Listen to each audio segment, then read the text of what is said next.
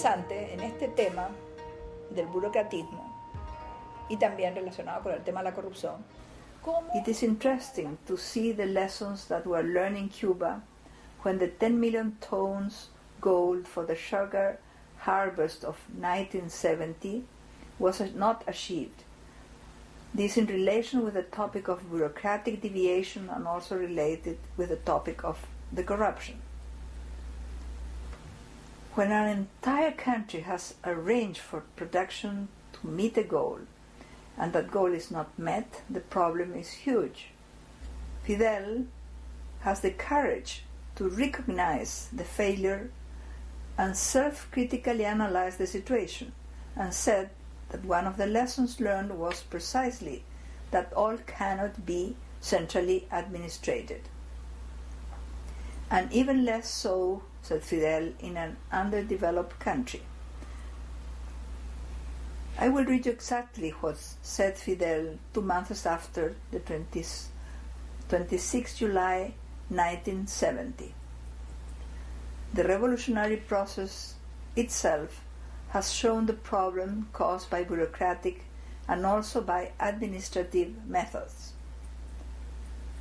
And after pointing out the mistake that has been made, where the party has supplanted the mass organizations and thereby weakened them, he says textually, imagine a baker's shop on a block, which provides bread to all who live there, and an administrative apparatus that controls it from above.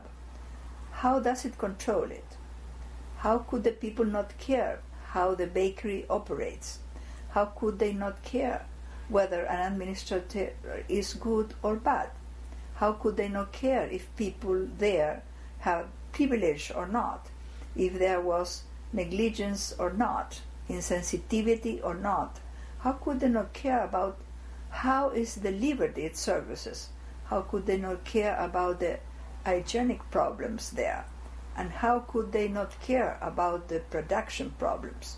Absenteeism, the quality and quantity of goods. They couldn't. Can anyone think of a more effective means for controlling the bakery than the masses themselves? Could there be any other method of inspection? No. The person who ran the micro-unity of production could become corrupt. The person who inspected could become corrupt. Everyone could become corrupt. The only ones who are not going to become corrupt are those affected.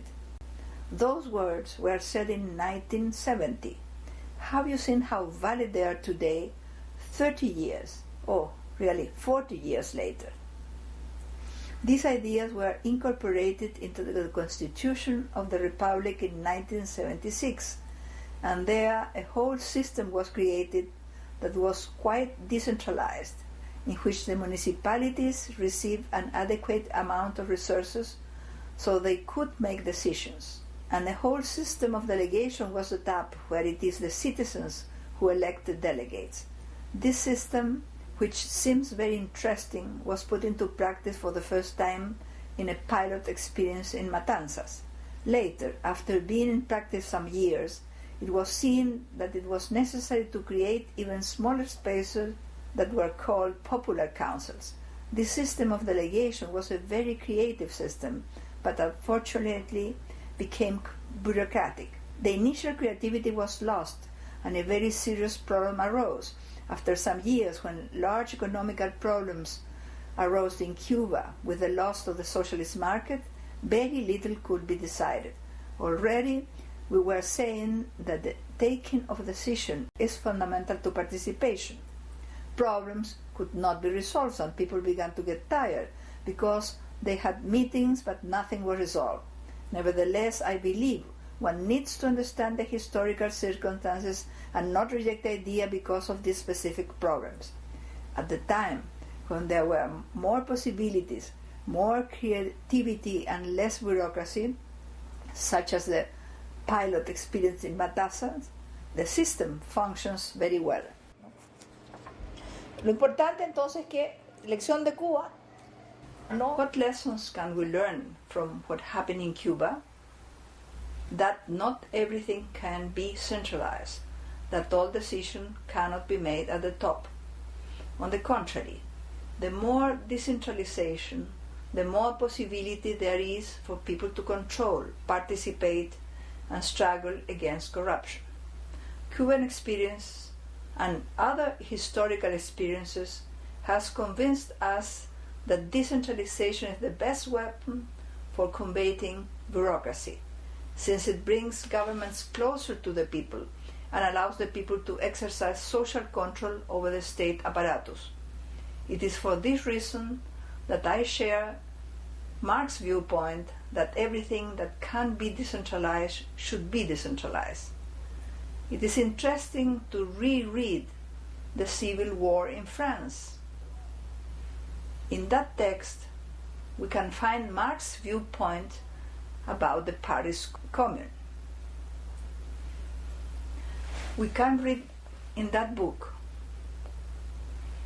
the Commune, the official that can be recalled, the army that is demolished, the communal police, all those things.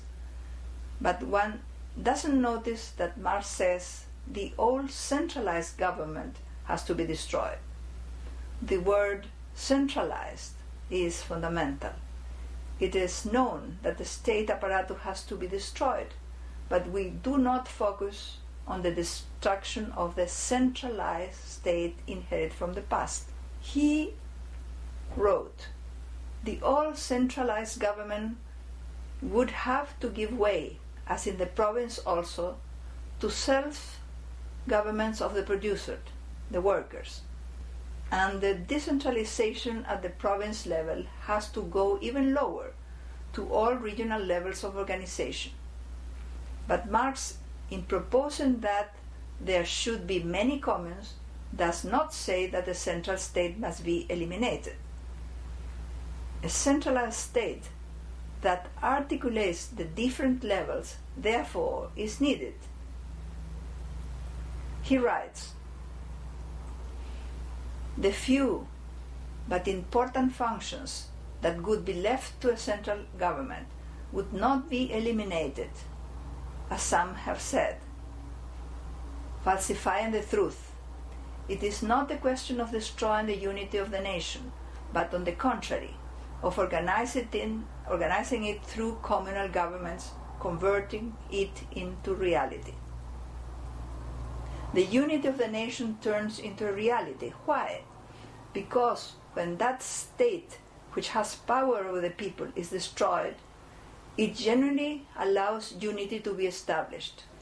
And as I say, the central state is strengthened because each regional unit is alive, is created, is taking decision. The people are developing themselves. They are happy. Everything that is done at the local level contributes to the strengthening of the central state, because the organized communities, the communal councils, the communes, the regions, the small unities, they are all the pillars for building democracy. If the pillars of building democracy are solid, windstorm will come, rain will come, volcanic eruption will come, but the building will continue, because the building of democracy is itself more solid when its pillars are more solid. Por lo tanto, there is a tendency to underrate the issue of decentralization. Why? Because neoliberalism established decentralization as one of its strategies. It intends to weaken the national state so that the movements which are strongly fighting the central bourgeois state will be diminished through the country. The pure municipalities are responsible, or they are given responsibilities because they are delegating to them education, secondary schools, etc., but they are not given resources. Then obviously there were poor municipalities and rich municipalities. We reject that kind of decentralization. What is the concept of decentralization we uphold? Socialist decentralization, decentralization based on solidarity, where each unit, each region must take into account the country as a whole, and where if there is a region that has more natural resources, for example, obviously its surplus must be shared with the other regions less fortunate. That is not an aspect only of socialism. It turns out that in Chile there is a law which requires the richest municipalities to contribute to the poorest. So it is decentralization based in solidarity that we defend. Does not weaken the central state that is not anarchic, that allows for participation. What interests us is the protagonism of the people, because we are building a society where the goal is full human development, and that can only be achieved through protagonism. All the measures we take have to promote that process.